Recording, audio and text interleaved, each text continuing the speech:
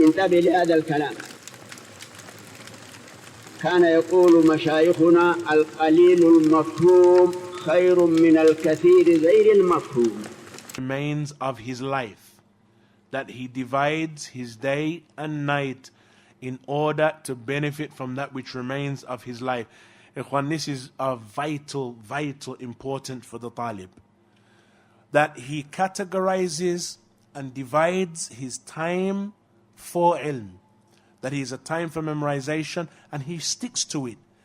One of the problems that we have oftentimes, Ikhwan, is that it is not that we're unable to study, because particularly many of our brothers and sisters here, Allah Azza wa Jal has blessed us with a level of intelligence, a level of intellect, and the ability to study and to understand.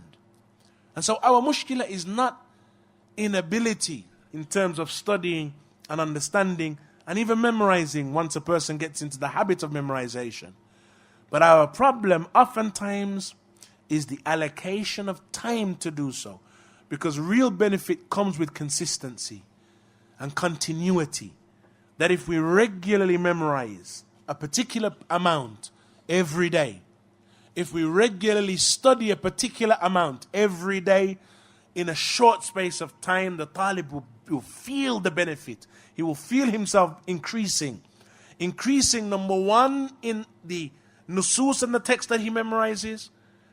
And number two, in understanding issues, understanding masail, understanding affairs, because he has a regular pattern. He has acquainted himself with a regular time slot, regular allocations of time that are for ilm and for knowledge. And everyone should know, everyone around him should know. Don't disturb him at such and such time because he's usually doing such and such. Don't disturb him at this time because he's usually doing such and such. If it is as intelligent as we may be and as bright as you may be blessed to be, if it is that you're seeking a knowledge is sporadic, here you read an issue here, a new book drops, mashallah, you read the first page and a half. You have a few old books, you pull one out, you read a couple pages from it, or you're looking up an issue so you read a book.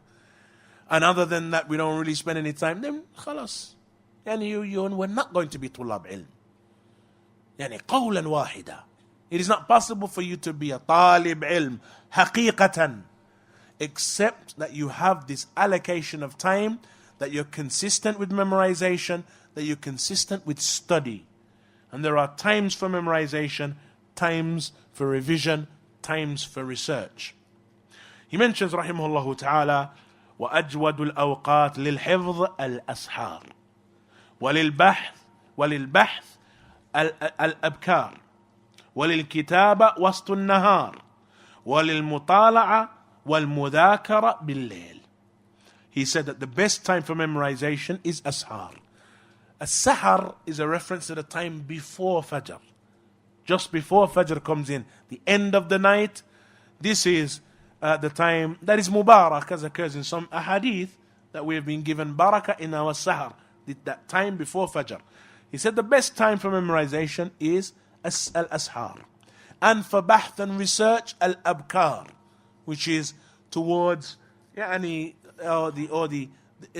earlier part of the day, but after Fajr. And he mentions, and the best time that is for research, and for kitaba, for writing, the middle of the day. And of course, the tulab ilm in those days, part of their talab al-ilm was an-naskh.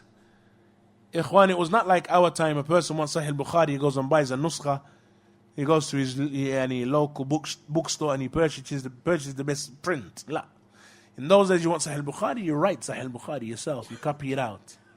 And so a part of their day, a part of their talab al-ilm was copying books. When he finishes Bukhari, he copies out Muslim. When he finishes Muslim, he copies out مثلا al-Sharia. When he finishes that, he copies out the Sunnah Adh-Dhāriyāt.